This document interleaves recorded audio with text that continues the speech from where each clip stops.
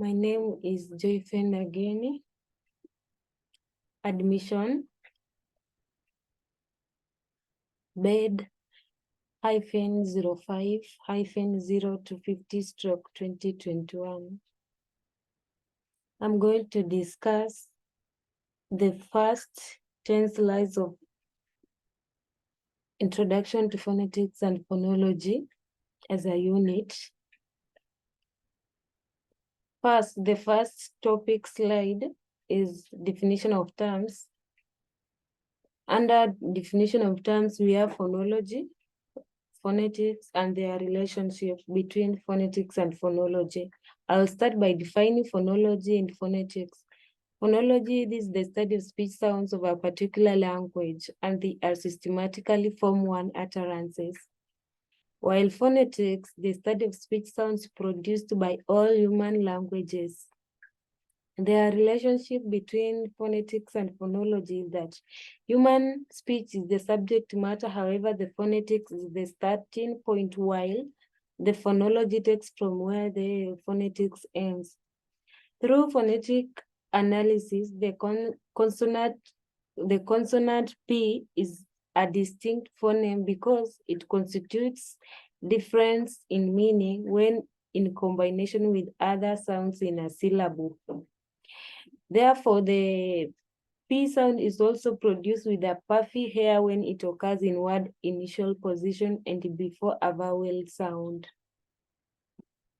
The next topic of PowerPoint slides is Introduction to Phonetics and Phonology.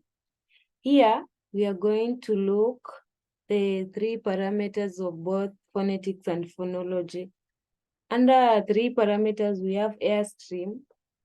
Airstream has examples. We have pulmonic airstream mechanism, velaric airstream mechanism, and glottic airstream mechanism. Again, we have vocal tract. Vocal tract is among of the parameters of phonetics and phonology, and is made up of nasal cavity, oral cavity, infaryngeal, laryngeal cavity. We also have areas of phonetics. We have three. We have articulatory phonetics. This is the study of how speech sounds are produced. We have acoustic phonetics, the study of physical properties of speech sounds waves in the air. We have auditory or perceptual phonetics. Here, it deals with perception by the ear of speech sounds. Then three, vocal organ. That means that the organ is either passive or active articulators. The next topic of PowerPoint presentation is classification of consonant sounds. Here, we classify the consonant sounds in terms of place of articulation. We have labial articulation. These use the lower lip as the active articulator. Bilabials. These are sounds produced when the lips come together. Labiodental, they are produced when the lower lip and the upper teeth come into contact. We have also alveolar articulation. They use the tip and the blend of the tongue as the active articulator. We have dentals. These are sounds that are formed with the tip if the tongue, which could be behind upper the front teeth. We also have alveolar sounds, post-alveolar sounds, retroflex, palatal sounds, and velar sounds. The next topic of PowerPoint presentation, we have manner of articulation. Here we are still classifying the consonant sound in terms of manner of articulation. Manner of articulation is determined by the vocal organs which move to embed the airflow and shape it into specific sounds. And under manner of articulation, we have plosives. Plosives, they occur when the articulating organ come into a very close contact that stops the flow of air completely.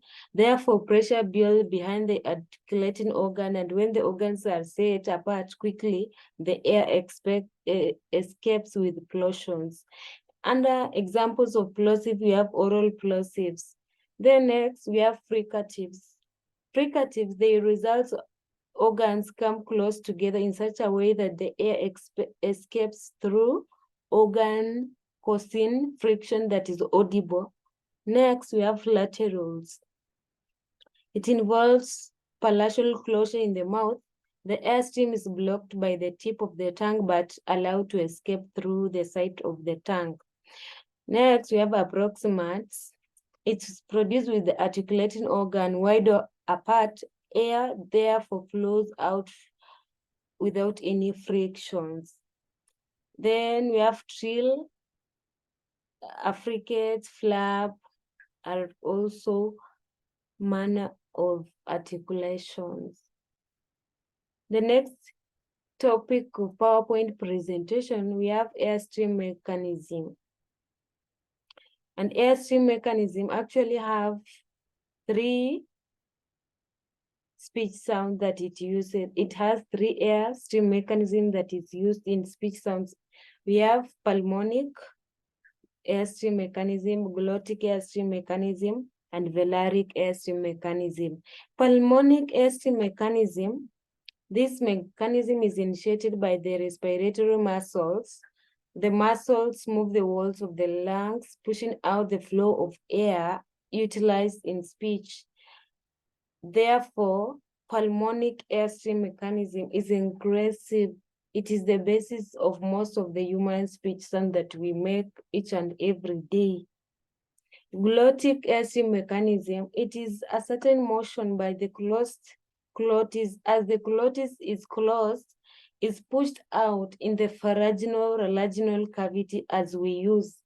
Therefore, ingressive glottic means that it produces sounds called implosive.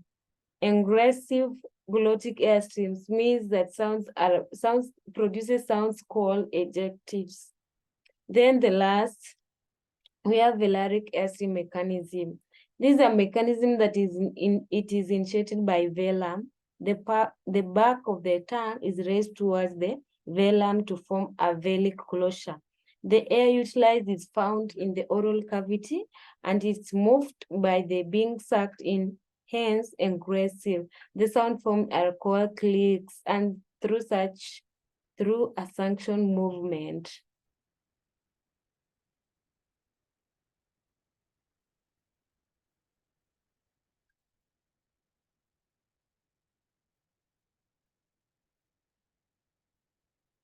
The next PowerPoint presentation, we have International Phonetic Alphabet, called in short we call IPA. Therefore, we have the International Phonetic Alphabet. This means that all languages share at least some set of symbols from a central pool called IPA, in full, the International Phonetics Alphabet. The IPA is important. It helps to symbolize all the distinctive sounds in language. We also have the consonants chart. It shows how consonants are described in terms of manner of articulation in place of articulations. Next, we have vowel chart. Actually, vowel chart shows 3 parameters used to describe the principal vowel. You also have a list of linguistic symbols. They occur below the consonant chart, and the IPA recognizes 3 possibilities: clicks, voiced, implosive, and ejectives. We also have a table of diacritics. This part allows aspect of sounds to be represented by adding a mark below or above the symbols for a certain feature of the sound. Lastly, we also have a set of symbols. They include events like tone, stress, intonation. Therefore, the IPA, for example, shows 3 possibilities of stress: primary, primary stress, secondary stress, and unstressed. The next topic of PowerPoint presentation, therefore, we have sound segmentations. Here, we are going to look vowels. Therefore, vowels, they are speech sounds produced with no closure or obstruction of the airstream. Vowel sounds carry a pitch and loudness. The most useful method of describing vowel, it is in terms of cardinal vowel chart. Therefore, vowels are described using three parameters. We have tongue height. This refers to the position of the tongue in relation to the roof of the mouth. We have horizontal tongue. This indicates the fronting or retracting of the tongue within the resonance chamber. We have, then we have lip position. It refers to the spreading or rounding of the lips, and therefore lip position indicates the tensing or relaxing of the lips to give the vowel same rounding or spreading of the lips. The next topic of PowerPoint presentation, we have phoneme and allophones. Phoneme is the smallest meaningful unit within a phonological rank scale. Phoneme is a minimal unit of sounds capable of distinguishing words of different meanings. Thus, phoneme is realized in English and shown to be responsible for the difference in meaning between English words like read, lead. Next, we have allophone. Allophone can be realized or pronounced different ways depending on where the sounds occur in the word. For instance, English sounds P may be aspirated word initially and shown as PH. The same sounds P in the middle of a word, this may be unrealized. The difference P is unrealized. And the next topic of PowerPoint presentation is phonological study.